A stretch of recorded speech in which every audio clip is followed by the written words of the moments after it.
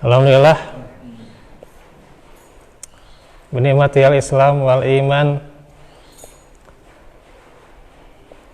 Asyhadu an la ilaha illallah wahdahu la syarikalah wa asyhadu anna Muhammadan abduhu wa rasuluh alladzi la nabiyya ba'dah. Alhamdulillah di malam ini kita kembali akan melanjutkan penjelasan tentang pokok-pokok keimanan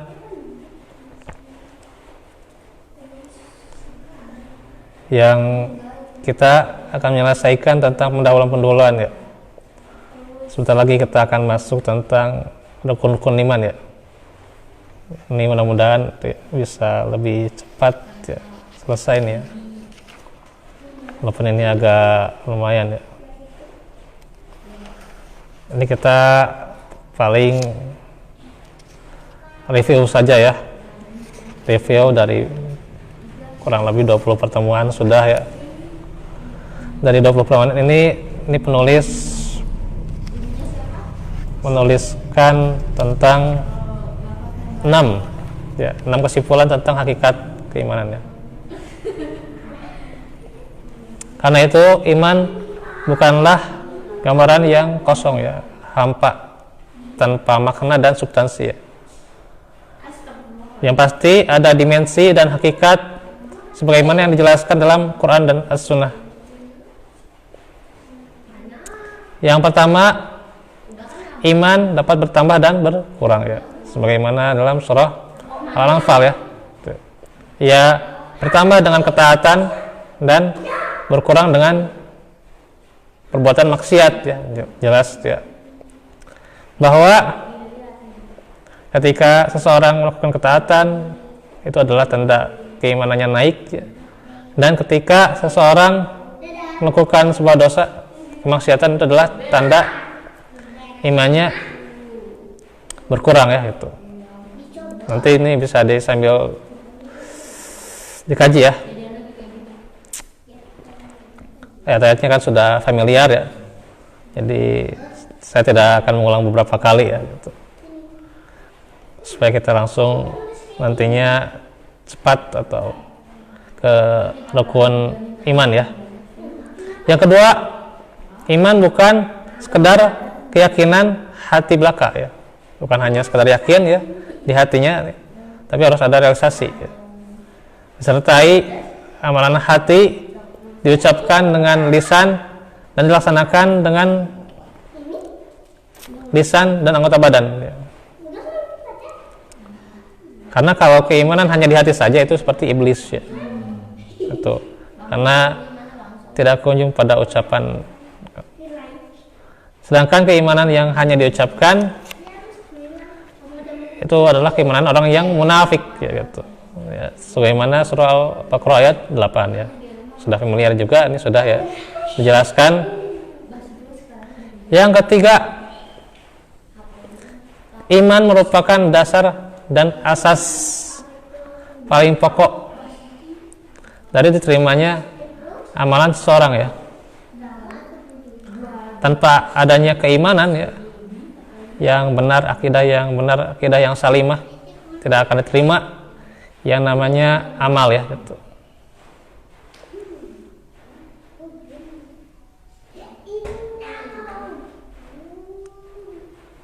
Maka bagaimana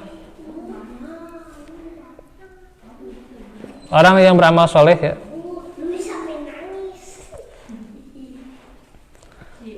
wahwa mu'min ya, sedangkan dia beriman, fala kufron ya, dan dia tidak mengingkar ya, fala kufron lisa'ih ya itu ya.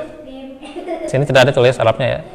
Fala kufrana li sa'ih wa innalahu lakatibun ya. Dan sesungguhnya kami menuliskan amalannya itu untuknya ya. Surah Al-Anbiya ayat 94 ya. Jadi jelas bagaimana setiap amal itu dicatat ya gitu.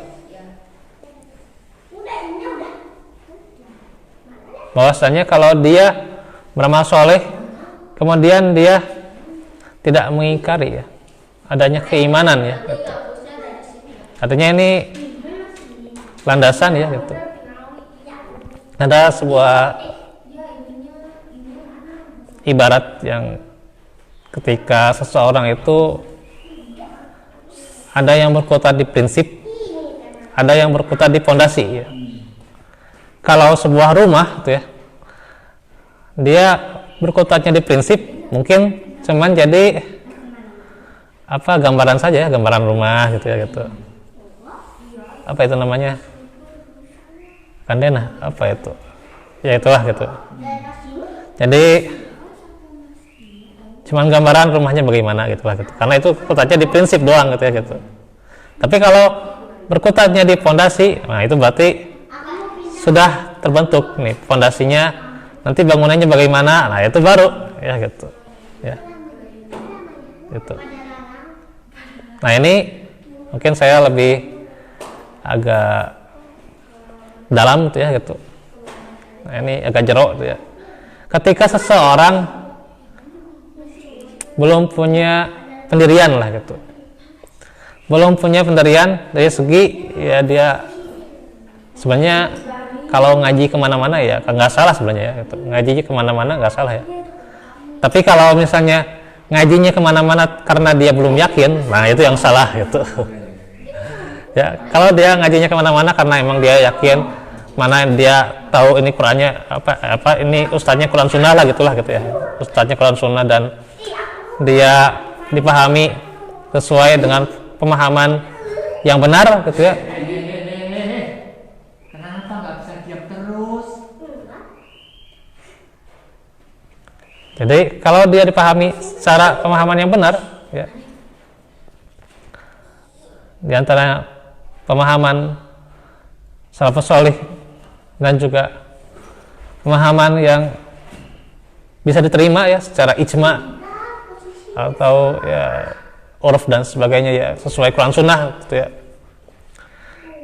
gitu, dia yakin gitu ya ketika itu ya dia ngajinya kemana-mana nggak masalah ya. Tapi kalau dia ngajinya kemana-mana karena belum yakin, nah itu belum punya pendirian itu namanya gitu ya. Belum punya pendirian itu banyak gitu ya gitu.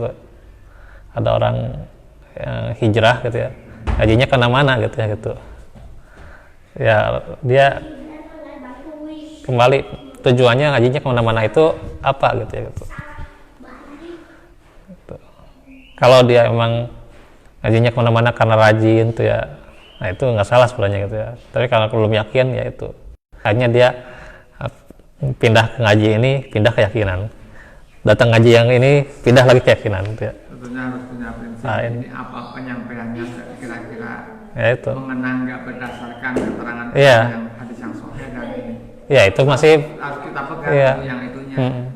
Nah makanya itu yang saya ingin perdalam itu, ketika kita berkutat di prinsip misalnya, terus berkutat di prinsip ya nggak akan terus yakin ya kadang-kadang, karena si rumah itu cuma gambaran doang ya gitu, denahnya atau apa itu namanya. Jadi si mau cara buatnya itu terus saja dipikir gitu ya gitu, cara buatnya dipikir tapi dia tidak dijalankan pondasinya. Nah itu ya gitu. Nah beda kalau ketika seseorang punya pendirian akidah yang lurus, akidah yang memang sudah diyakini, ketika itu dia belajarnya kemana-mana, dia belajarnya sesuai dengan sunnah, nah itulah gitu ya. Bagaikan dia sudah bangun pondasi, nanti bagaimana atapnya gitu kan, nah itu sudah dia jalankan gitu ya gitu. Nah itu bahkan cenderung ketika orang berkutat di prinsip, nah ketika belum yakin dia terombang-ambing ke bawah kemana-mana gitu ya gitu, bahkan ke bawah yang nggak benar pun gitu ya. Itu ya gitu. Nah gitu, bingung sendiri gitu. Iya. Yang mana masih Iya. tanya terus yang mana. Nah gitu. Di sini katanya begini, tidak ke sana begini. Nah gitu. Tahu yang dipegang yang mana? Kenapa? Gitu. Nah itulah, itu memang. Ya kalau taruhlah yang sudah punya prinsip pegangan yang kuat, kalau di sana penyampaiannya tidak sesuai dengan apa yang itu iya. bisa menilai atau bahkan dia berani mengatakan apa yang sebenarnya kalau memang ilmunya punya gitu. Iya. itulah begitu memang. Harusnya. 3 poin lagi ya. Ya, masalah penyampaian model risalah masalah syar'i ini tidak sembarangan, harus keterangannya harus kuat, harus Ya, pasti. harus itu. Kalau seandainya penyampaian masalah syar'i ini tidak sesuai dengan dalil Quran dan Sunnahnya, bahayanya luar biasa. Luar biasa. Nah, ini nanti dikaji ya tentang menuntut ilmu itu. Kemudian keempat, iman harus utuh atau kuat ya dan sempurna, tidak boleh sepotong-potong ya, tidak konsisten ya, atau hanya menerima sebagian cabang iman dan menolak cabang yang lain ya. Itu. Karena iman yang bersifat sepotong-sepotong dengan mengingkari sebagian yang lain tidak akan diterima gitu.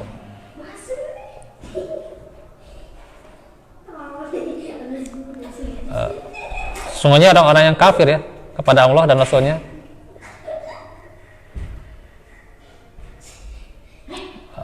walam yufarriqu ya baina ahadim minhum dan seterusnya ya gitu. Itu di surat An-Nisa ya, ayat 150 sampai 151 itu ya. Ya itu kalau nggak salah itu ya gitu. Itu. Jadi tidak membeda-bedakan antara keimanan Allah dan pada Rasulnya ya dengan mengatakan kami beriman kepada sebagian dan kami kafir terhadap sebagian yang lain ya, serta bermaksud dengan perkataan itu mengambil jalan tengah ya di antara yang iman atau kafir ya gitu. Mereka itulah orang-orang kafir sebenarnya kekafiran ya gitu, dan kami telah mempersiapkan bagi orang-orang yang kafir azab yang menghinakan gitu. Yang kelima, ini bertingkat-tingkat ya keimanan itu sudah dijelaskan ya. Yang tertinggi tentunya adalah iman para nabi dan rasul dan ulul azmi di antara mereka.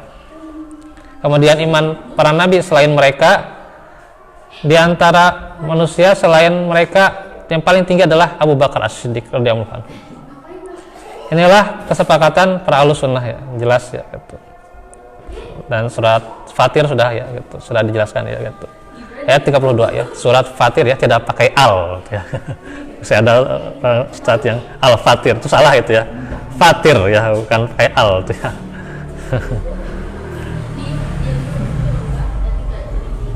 Nggak ada apa Al-Fatir itu ya gitu. Cari ngarang-ngarang gitu ya gitu. Karena jelas ya, Fatirus samawati wal ard bukan Al-Fatirus samawati wal ard ya. Terus yang keenam, kata iman mencakup seluruh makna din ini ya gitu. Dengan demikian tidak ada perbedaan antara makna istilah iman dan Islamnya ketika keduanya berada di tempat ayat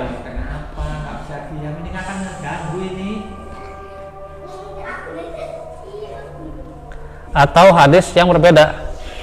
Adapun jika keduanya berada dalam satu ayat, satu kalimat atau satu hadis lah gitu, maka yang dimaksud adalah Islam adalah amalan-amalan lahir ya, berupa ucapan ya, dan perbuatan, sedangkan iman itu adalah amalan-amalan batin ya, akidah. Dalam hadis Jibril ya, ini sudah dijelaskan juga ya. Dan juga firman Allah surah Al-Hujurat ayat 14 ya, itu cukuplah gitu ya untuk menerangkan kesimpulan yang kita pernah kaji dalam 20 pertemuan lebih ya tentang pendahuluan keimanan. Nah, insya Allah nanti kita akan masuk bagaimana iman kepada Allah, iman kepada malaikat, bagaimana konsepnya gitu ya, buah keimanannya gitu ya, prinsipnya, fondasinya gitu ya.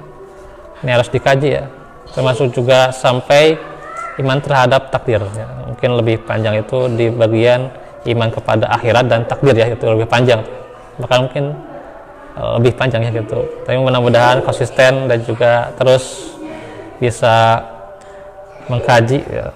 Khususnya emang dalam perkara iman ini sangat jelas ya, mana yang hak, mana yang batil itu sangat jelas sekali gitu ya, agar tentunya kita benar-benar terbangun fondasi pada diri kita ya sebagai muslim yang sejati ya gitu. Ya, itu saja dahulu. Walafu minkum walafu fikum. Rabbana atina fid dunya hasanah wa fil akhirati hasanah wa qina adzabannar. Alhamdulillahirabbil alamin. Wassalamualaikum warahmatullahi wabarakatuh.